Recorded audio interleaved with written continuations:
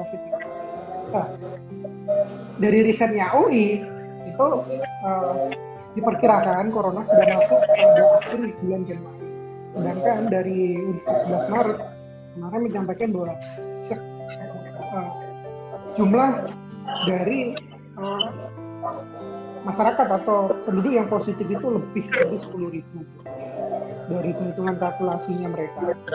Cuma jumlah yang disampaikan oleh pemerintah kan masih sangat sedikit. Nah, ini juga diambil ini kan oleh Gubernur Jawa Barat Ridwan Kamil mengatakan perlu menyaksikan juga dari jumlah data yang disampaikan oleh Kementerian Kesehatan.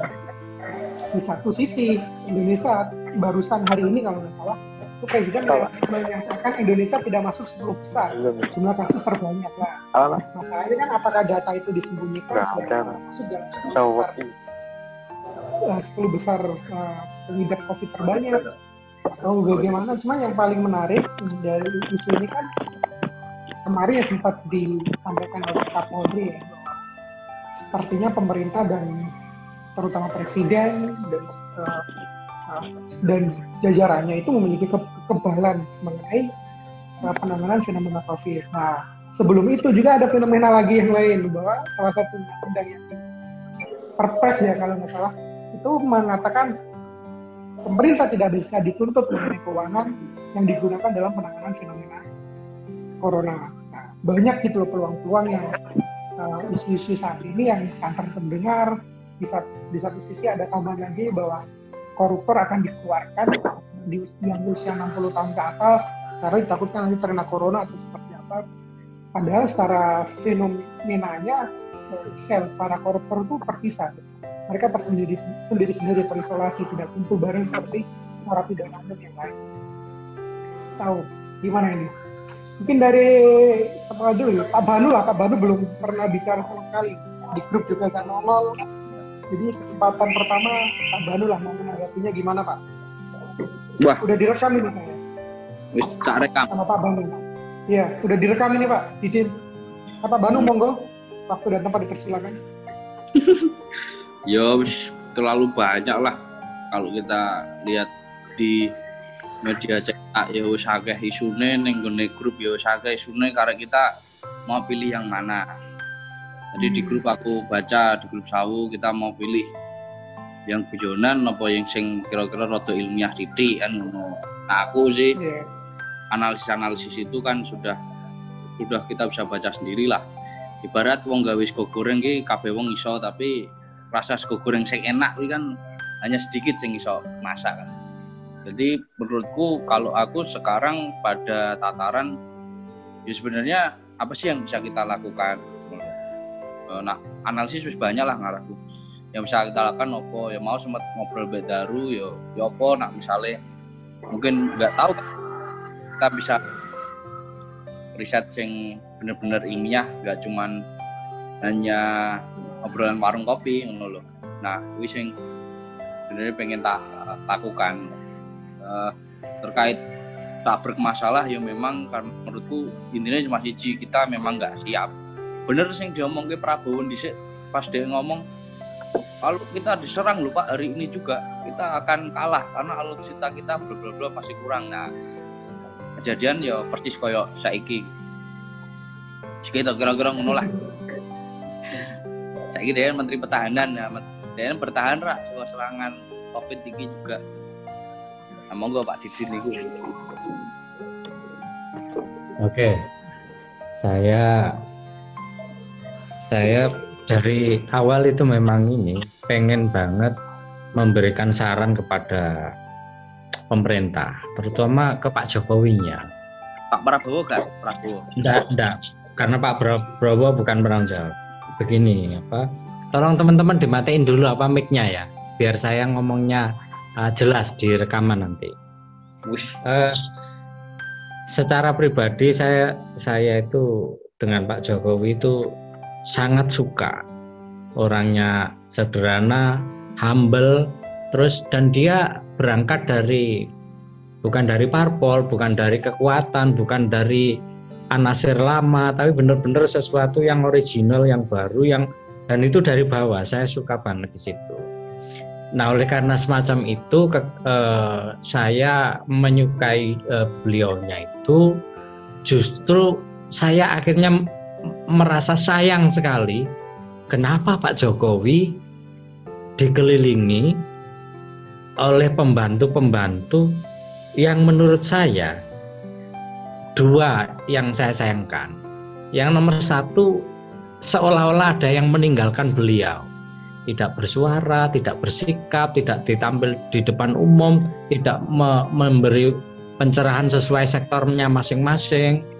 Nah, lalu yang kedua, ada pembantu beliau itu yang aktif sekali, jadi memberi macam-macam pencerahan, pengumuman atau arahan apapun lah.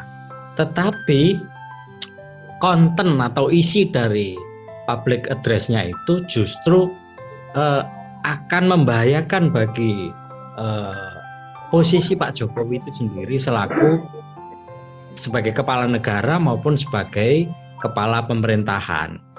Tetapi ini nasi kan sudah menjadi bubur, artinya ini sudah terjadi. Ya oke lah, karena itu sudah terjadi maka saya tadi memperoleh semacam warning begitu. Ayo dong tolong kasih solusi, jangan hanya kita kritik, jangan hanya kita rasani, tapi ayo kita carikan solusi. Nah, dengan setting konstelasi kekuasaan di pusat yang semacam itu, maka saya punya usulan. Kalau saya menjadi Pak Jokowi, saya akan menggunakan seluruh hak dan wewenang konstitusional saya, dan saya tidak peduli dengan siapapun karena ini adalah presidensial. Saya akan pakai seluruh power, seluruh kekuatan, hak dan wewenang konstitusional itu sebagai kepala pemerintahan maupun sebagai kepala negara maupun sebagai panglima tertinggi maupun sebagai judicial. Saya gunakan seluruhnya itu. Kenapa? Karena pembantu-pembantu saya yang nampak adalah dua kategori yang saya sebutkan tadi. Nah, dengan hak dan wewenang konstitusional yang saya miliki itu, pertama yang akan saya tempuh adalah akan mengumumkan atau memaklumkan negara dalam kondisi bahaya. Itu yang pertama. Saya akan keluarkan pengumuman negara dalam kondisi bahaya. Nah, oleh karena syarat kondisi bahaya ini sudah terpenuhi, maka itu bisa saya gunakan sebagai dasar legal atau legitimasi sekaligus buat saya untuk mengeluarkan perpu, peraturan pemerintah pengganti undang-undang. Nah, perpu yang akan saya keluarkan itu adalah perpu yang sesuai dengan momentum hari ini, momentum global, menguntungkan nation atau kebangsaan Indonesia. Misalnya seperti yang pernah saya katakan di seluruh medsos ya, maupun di blog itu, bahwa momentum global saat ini itu sebenarnya adalah menguntungkan bagi Indonesia menurut perhitungan geostrategi politik ekonomi. Satu, tidak akan mungkin terjadi serangan yang berupa serangan fisik militer, tidak mungkin ada.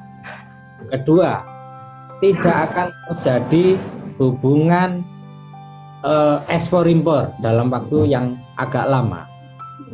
Ketiga, seluruh pranata finansial moneter internasional sedang runtuh. Kemudian seluruh masyarakat kohesitasnya sedang mengkristal hari ini karena mengalami persamaan nasib dan sepenanggungan dalam menghadapi wabah ini.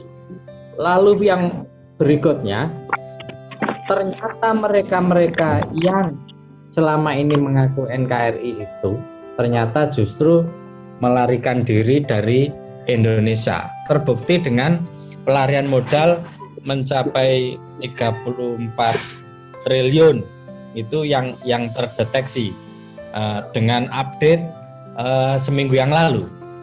Kita tidak tahu kondisinya hari ini. Nah, kondisi situasi yang semacam itu waktunya bagi saya selaku kepala negara, kepala pemerintahan, panglima tertinggi maupun pemegang yudisial, saya mengeluarkan Perpu yang isinya adalah satu, seperti yang pernah saya katakan, saya akan menghentikan atau memutuskan secara sepihak seluruh perjanjian internasional, seluruh kontrak perdata internasional dengan alasan force majeure. Seluruhnya akan saya hentikan itu, terutama kontrak-kontrak atau perjanjian-perjanjian yang sangat merugikan kepentingan nasional. Nah, yang kita utamakan terutama adalah perjanjian konferensi meja bundar. Kenapa perjanjian konferensi meja bundar yang kita dahulukan? Karena percuma kerajaan Belanda sampai detik ini belum mengakui bahwa kemerdekaan Indonesia itu tanggal 17 Agustus 1945. Artinya kalau dia tidak mengakui kemerdekaan 17 Agustus 1945, berarti secara hukum seluruh aturan-aturan di belakangnya, termasuk seluruh kontrak-kontrak perjanjian tidak berlaku, termasuk KMB tidak berlaku. Karena syarat sahnya perjanjian itu jika ada subjek hukum. Sementara subjek hukumnya itu terdiri dari para pihak. Pihak satu Indonesia, pihak dua Belanda. Kalau Belanda sampai hari ini tidak mengakui Indonesia, maka berarti tidak ada pihak satu di situ.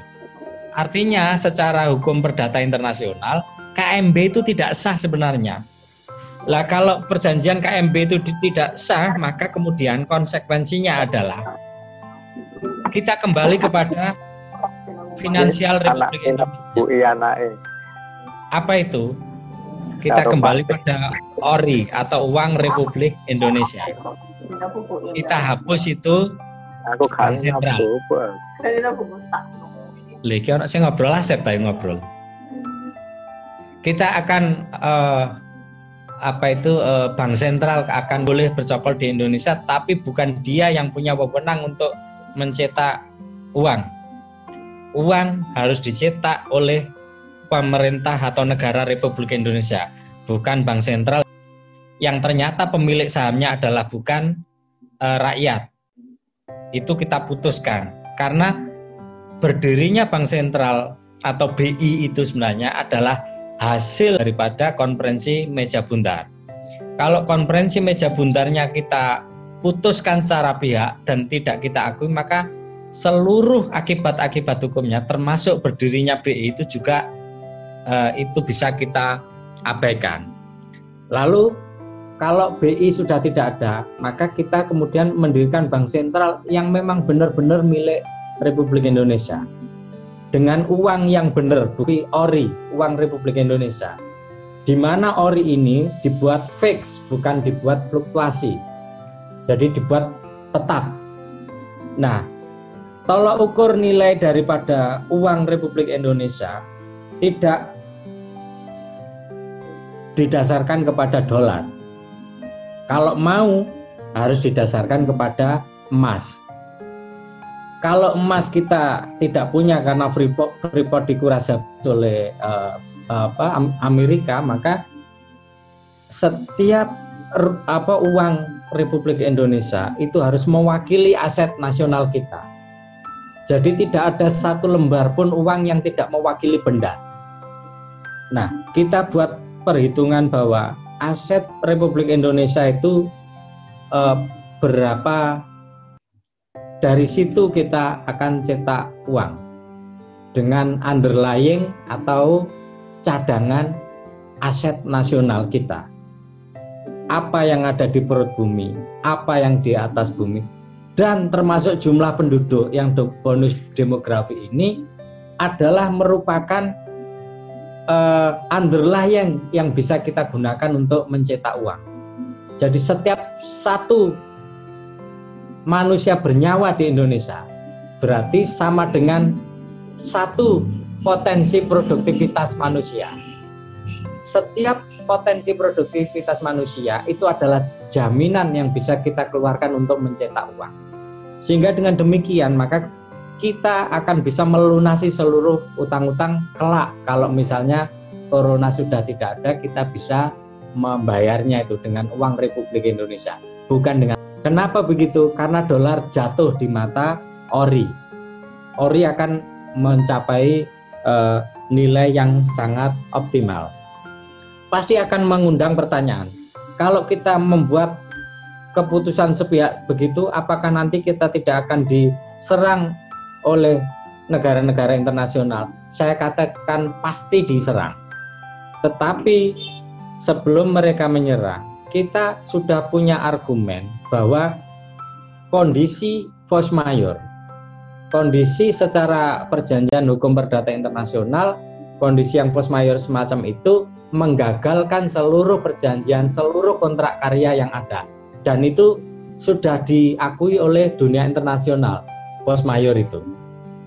Terus kemudian alasan yang lain KMB tadi itu karena Belanda memang curang sampai hari ini tidak mengakui Indonesia. Buat apa kita sepakati isi KMB kalau Belandanya sendiri tidak mengakui kita sebagai sebuah subjek hukum atau pihak pertama.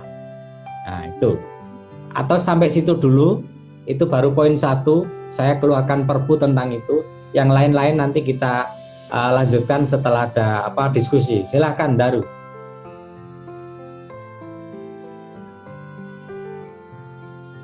Daru, silakan Daru. Oke. Ngetuk Pak. Enggak, berarti kan ini ada titik balik Indonesia kan? Halo. Ya, monggo. Ini kan titik balik Indonesia kan, ada kesempatan bagaimana memperbaiki negeri ini, terutama dari pengalaman Belanda dan juga asing ya, tepatnya. Cuman kan bagaimana atau media apa yang bisa digunakan untuk sarannya agar terdengar ke pusat gitu. Karena apa? Saya pikir pemerintah pusat, terutama di lingkaran presiden sendiri juga pasti banyak tameng-tameng Pak yang tidak menginginkan hal ini terjadi, misalnya investor asingnya yang bocor kondisinya yang udah sekian lama dia cabut dari sini. Pasti banyak Pak. Tahu ya, dalam sejarah kita sendiri pun Belanda juga memanfaatkan orang Nusantara gitu, menjajah dirinya sendiri secara tidak langsung kan. Sampai saat ini kita dijajah tapi melalui warga negara kita sendiri gitu Pak. Nah, Pak Banu, gimana Pak pendapatnya Pak mengenai konsep yang dikemukakan Pak Didin tadi? Yaitu ada kesempatan yang begitu balik. Iya, benar. Wah, ya analisis yang menurut saya oke, tapi bagi saya yang mungkin terlalu ekstrim memang. Aku pernah kok dengar idenya Pak Didin persis seperti yang tak dengar idenya Mardigu Wowi, ya kan? Ya, mungkin pernah dengar Pak Didin atau teman-teman yang lain soal mencetak uang dengan jaminan emas dan sebagainya. Aku ya wis bukan ide yang baru gitu. Cuman apakah itu ya tadi, apakah mungkin dilaksanakan? Kayak saya kira kok gak wani Pak. Roh dewe mentale kan ngerti dewe ya. Dari dulu ya menurutku gak berani. Sekarang KMB pun utang pertama kita sampai sekarang pun kan dari KMB yang berbunga-bunga itu. Tapi ya bagaimana juga wong Pak Karno memilih resiko itu untuk agar kita merdeka. Cuman ya benar memang diterbitkan itu, tapi aku nggak setuju kalau misalnya perpunya nanti pakai darurat sipil. Aku nggak setuju loh Pak. Perpunya tahun 59 aku tidak sepakat karena aku zamannya Pak Karno gitu. Tahun 55 atau 59 Pak ya Pak. Sekitar 55 atau 59 ya. Pokoknya perpu undang-undang zamannya Pak Karno. Nah, aku nggak sepakat kalau itu. Makanya tahun 2018 Jokowi menerbitkan Pak Presiden menerbitkan undang-undang karantina yang dia sendiri yang teken, tapi kok tidak dilaksanakan. Nah, ini yang menurutku tanda tanya, karena di dalam kalau kita pakai istilah karantina, semua perekonomian kan ditanggung oleh negara. Tapi kalau pakai darurat sipil, kan nggak ditanggung negara. Mungkin itu makanya kan cuman ngetok ke perpres PSBB enggak ya apa gitu batinku. Karena yo semua tanpa perpres itu pun sudah melakukan pembatasan sosial semua secara besar-besaran. Ya benar apa yang dikatakan Pak Didin, saya sepakat untuk ininya sepakat untuk lompatannya, cuman mungkin cara-cara lompatannya bisa agak diperhalus sedikit. Nah aku ngono. Tapi Pak Didin monggo Pak. Undaru malah lunga Pak. Entup iki. Wis gak apa-apa. Jadi gini Pak Banu ya. Kebetulan undang-undang karantina. Aku isinya paham kabeh. Undang-undang kesehatan paham semua. Undang-undang penanggulangan paham juga paham semua. Itu sampai ke produk teknis paling akhir, yakni keputusan menteri setiap sektor. Itu saya paham semua. Dan hampir semua undang-undang yang ada itu memang menghendaki atau mewajibkan pemerintah pusat untuk membiayai seluruh pengeluaran akibat kalau undang-undang itu diterapkan. Ya. Tapi ada jalan tengah. Jalan tengah itu di mana? Di undang-undang karantina kesehatan itu. Di undang-undang karantina kesehatan itu pemerintah daerah juga harus mengalokasikan dana untuk membiayai itu pemerintah pusat. Jadi jalan tengahnya di situ. Nah, bahwa kenapa kok semua itu tidak diambil?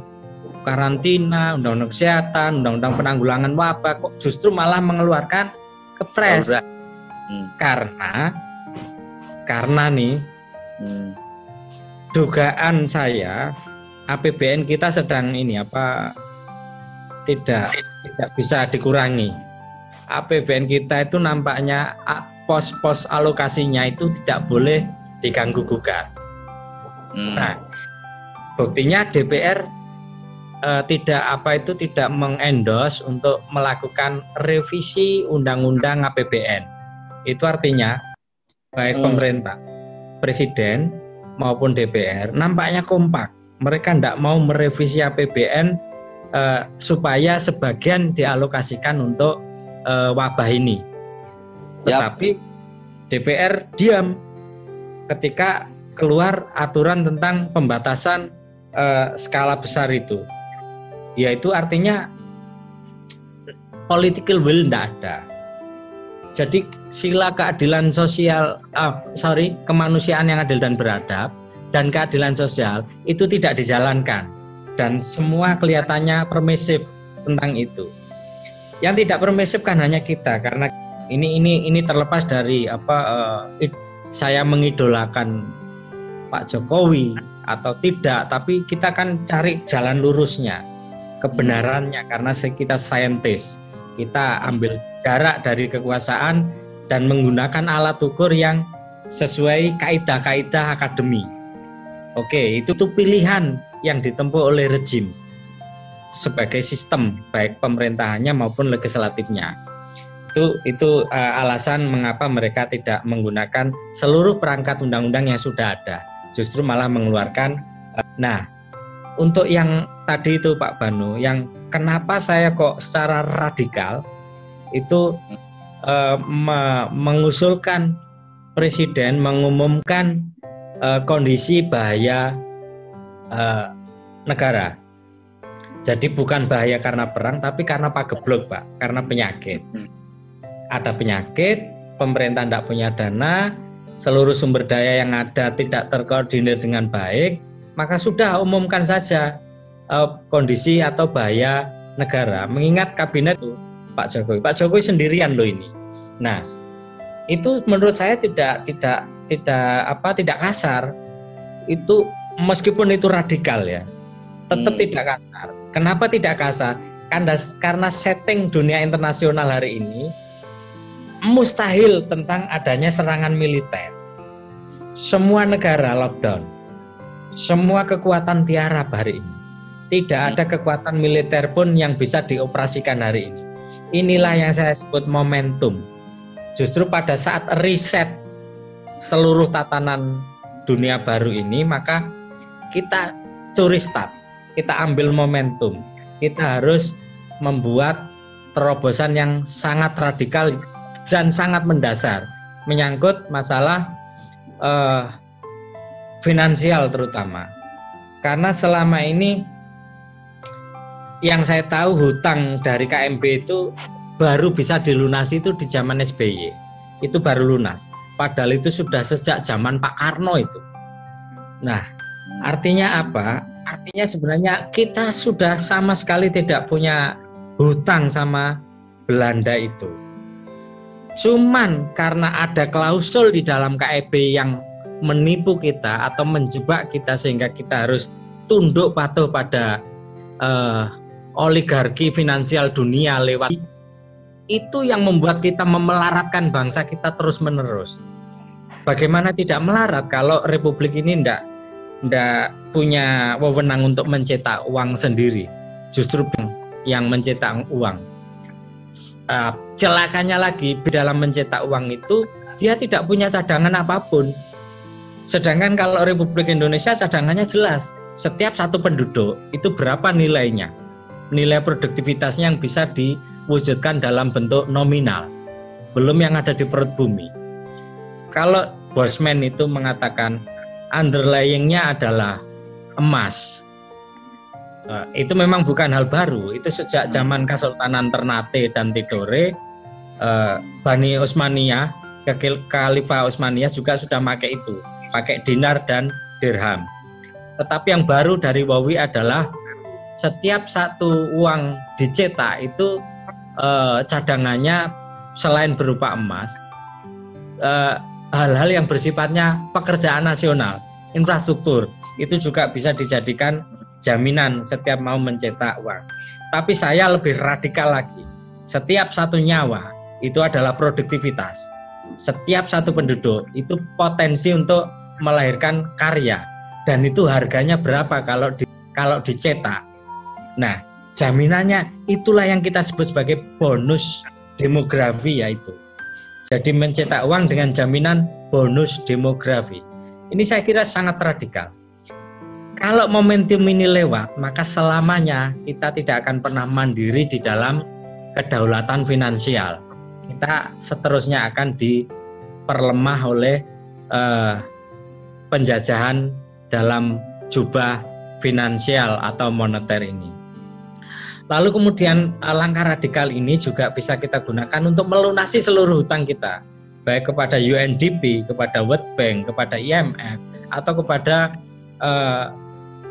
bilateral, multilateral manapun yang kita hutang, CGI, IGGI, dan sebagainya. Kenapa?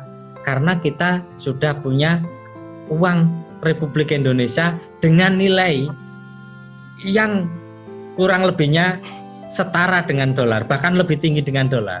Sehingga kita kalau butuh uang dolar untuk membayar itu ringan, rasanya ringan. Mumpung semua alat berat militer sedang dikandangkan hari ini. Atau kita punya alasan kuat, force majeure tadi itu Pak Banu menurut saya. Daru Pak, ngentup. Mungkin oke lah, intinya udah kita tangkap. Nah kebetulan kok malah ini Mas Kacong mungkin terakhir iki bateraiku dilalah ya kok meh modar. Ya mungkin Mas Kacong terakhir silahkan memberikan ular. Seandainya saja dari kebijakan pemerintah itu tidak menimbulkan polemik, mesti kan berjalan dengan lancar. Yang dipermasalahkan adalah polemik di mana ada peraturan, mesti ada polemik. Nah itu penyakit Indonesia mesti ngono. Di samping itu polemik yang tidak yang tidak katakanlah tidak bijak lah. Politik yang ngawur-ngawur, kebijakan yang ngawur. Ya toh? Ya. Di dalam polemik itu kan mesti ada yang diuntungkan dan ada juga yang dirugikan. Apa bro? Menurut sampean bro? Ya memang komunikasi politik dari kemarin kan survei Indef aku baca dikasih temen juga 63% menganggap belepotan, terutama 2 orang. Makanya sengaja kemarin aku kirimkan linknya Budi Karya yang lama, yang nasi bungkus itu, nasi kucing ya, nasi kucing kita tahan dari corona, biar ya kadang-kala kita ya adalah waktunya kita candaan, kita waktunya serius. Nah itu kan persis apa yang dilakukan Italia juga, PM ya guyonan, itu Perdana Menteri guyonan, walhasil ya kena juga, syukur batinku, kalian guyonan. Masalah lagi toh nyawa gitu loh Pak, ojo seperti itu gitu loh. Nah yang kedua juga sekarang ya banyak, sekarang mana ada yang berani guyonan corona, nggak ada. Ya kan, nggak ada lagi yang berani guyon. Memang komunikasi politik kita kacau, tapi overall aku terima kasih banget karena requestku dijawab. Aku minta solusinya tadi, wis panjang lebar juga tak rekam Pak. Cuman yo karena waktu yang memisahkan ini harus menunggu pemasangan. Nanti kalau tapi seagak Pak, itu kan baru satu poin. Oh iya Pak. Itu baru satu poin usulan saya itu, masih banyak. Iki masih Pak, banyak bro, itu BP. Satu aja belum si J. Prof. Gini loh Pak. Iki Pak. Wis BP oke. Engko panteng terus siap. Nah kan tunggu sih toh Pak. Tunggu tanggal mainnya kan aku ya kena dampak juga. Simpan dulu. Iya. Untuk ejakulasi selanjutnya pelurunya disimpan dulu. Jadi nanti iya bisa mateng ngono lho. Oke. Yang penting kan wis tak rekor. Cong, iku sing awakmu kan ngerekam, Cong. Aku dikirimi, Cong ya, lewat kirim menang email tapi lewat Google Drive, Cong. Aku sing rekam. Awakmu kan ngerekam toh, Cong. Aku sing rekam. Aku. Banu, Pak. Oh iya. Lewat email, Pak, Google Drive. Ya. Oke, aku di rumah sakit. Sing penting tak wis terdata. Matur nuwun Kacong, matur nuwun Pak Didin, matur nuwun Daru. Asep mau gak pamit jangkrik ancane arek iki. Wis ngono ae. Nanti langsung kita sambung lagi di kesempatan yang sangat dekat ini. Makanya iki aku ngenteni sih. Oke. Matur nuwun. Salam Pancasila.